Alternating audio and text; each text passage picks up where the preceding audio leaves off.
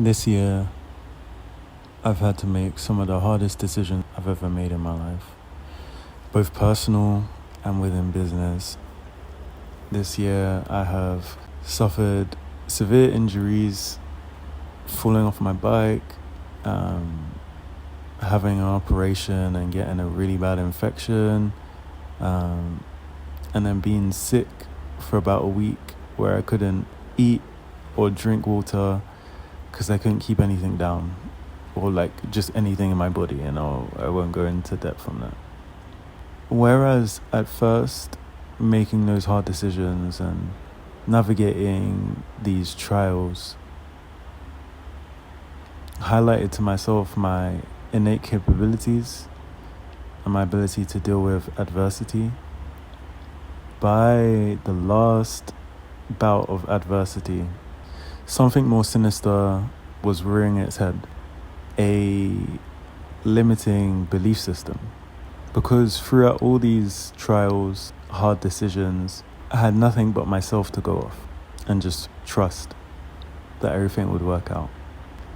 There was no guidance, or I didn't feel like there was a space where I could get guidance from someone more experienced, or even just a friend to confide in during these times. I've often felt this way. This isn't something new. This isn't something for just this year. However, the extent of this belief was revealed to me this year because I was so far away from other people, being traveling.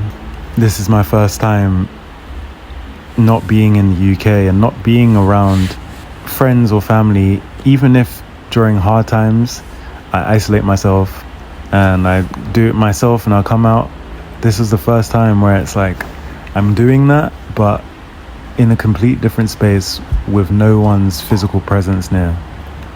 And it made me realize a couple of things: that I must have limiting beliefs about connections and friendship and support, that I still don't really know how to ask for help, and more importantly, I don't know who to go to for help in these certain situations. I don't really know who I can trust, who is actually supporting me, who is not. Part of this is triggered by a wound from childhood, a wound of betrayal, a wound of feeling unsupported, and a wound of being misunderstood.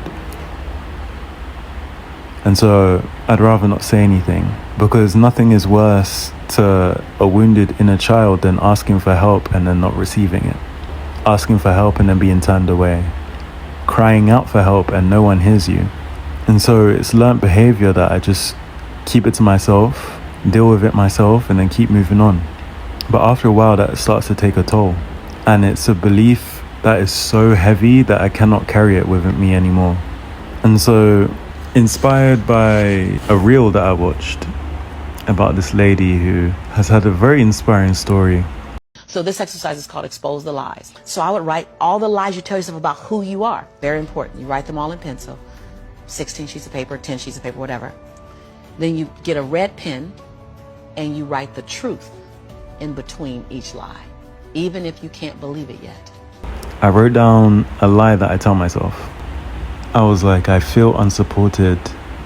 And then I said, I know this to be a lie because there are people around me willing to support me. But because of my beliefs about it, I often suffer in silence. And because in childhood I felt consistently unsupported. And then I challenged it with a new belief. So I said, I feel supported. I know this to be true. I am supported by loving friends and family who care for me. And then I ended up writing like 3 things I'm grateful for underneath. And this is just the beginning. It's taking one step towards healing this self-limiting belief. And I guess I just wanted to come on here and be raw and unfiltered, because what else can I do, And the steps to overcoming any beliefs include, just from experience, awareness of the limiting belief, which alhamdulillah I finally have awareness of it, like clear conscious awareness. And oftentimes the awareness can feel like heaviness. Like when you become aware of a weight that you've been carrying, or something that's been making your life, your existence harder, it feels heavy. It feels like debilitatingly heavy, like you just want to get it off of you.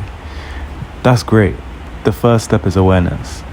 The second step is to now flood the programming with a belief that actually supports you. So I am supported. I feel supported. I see support within my life. I know I am supported. Affirmations through all of the energy centers within the body. I am, I feel, I do, I love, I speak, I see, I think, I know. You repeat those affirmations every day. So when you wake up in the mirror, say it to yourself until you start to believe it. I am supported. I am supported. I am supported. Because not only is my limiting belief about a lack of support affecting my, physical relationships, as above, so below, I think it's affecting my relationship with God. Because if I intrinsically feel unsupported in my physical reality, then I must also feel spiritually unsupported. And that is a false belief if I've ever heard one. The one thing you can count on is that you will be supported by the universe, you'll be supported by Allah, you'll be supported by God. And so I know that if I heal the belief on a physical level, that healing will also pay itself upwards on a spiritual level. The next step in cracking open self-limiting beliefs and changing the programming is through your actions, right? And for me, I guess this would be asking for help, and identifying trusted people in which I can go to for help. Because I think I've had self-limiting beliefs about friendship for a very long time, about connections, about friendship. And a lot of them have come to my awareness this year. And I was taking a very passive role in my connections, feeling like they were out of my control. So they were things that were happening to me rather than things that I am actively contributing to. And it came from a positive belief of you can't control other people's actions. But the way it went negative is you can't control people's actions, so there's nothing you can do. And that's where the belief became a limiting belief. So there's multiple limiting beliefs when it comes to connections that I'm working through at the moment. And healing is a process. It's like the more you heal, the more you realize that there are things to heal and there's things to work on. But for me, it's not even like, oh, this is just something I have to work on now. This is like, I'm working on this out of self-love for my highest and greatest well-being. And it's going to be hard because confirmation bias at the moment is like, you feel unsupported, you think you're unsupported, and then you see a lack of support in your life. Like I'm talking about crying out for help and then receiving absolutely nothing. Okay, that hurts. That is painful. What do I do with that? It makes me want to curl into myself and hide away because it triggers an inner child wound. I send a message to a friend, I don't get a reply for 2 weeks. By the time the 2 weeks is over, I'm already good. Like, that problem has passed, but that wound is still triggered. I still feel unsettled because now it's like, can I trust you? Are you a friend? Do you support me? And it goes even deeper for me because I feel like there were people that I was supposed to be supported by in childhood, like adults, even like, yeah, let's just talk about adults because everyone else, we were still children, we all make mistakes. But the fact that I was supposed to be supported by certain adults and in turn those adults were exploiting their power over me, just doing things that they shouldn't have been doing, has me with this kind of like lack of trust in people. And so I feel like I'm always got one eye out for like, oh, this person might betray me, or this person is acting like they support me but they really don't, or they're preying on my downfall kind of thing. And so it's very easy for me to disconnect and be like, okay, and move on. And if I feel any bad vibes, I'm gone. Like, I'm actually gone. I'm gone. And then sometimes I'll think to myself, is it a self-fulfilling prophecy? If I feel a bad vibe and then I disappear, am I the one that's creating a bad vibe? Do you know what I mean? All I can say to myself is one thing at a time. Right now, we're working on the belief of feeling unsupported or feeling supported. Yeah. We're working on the belief of integration of the feeling of support, because it's something I haven't had for a while and it's no longer going to work for me.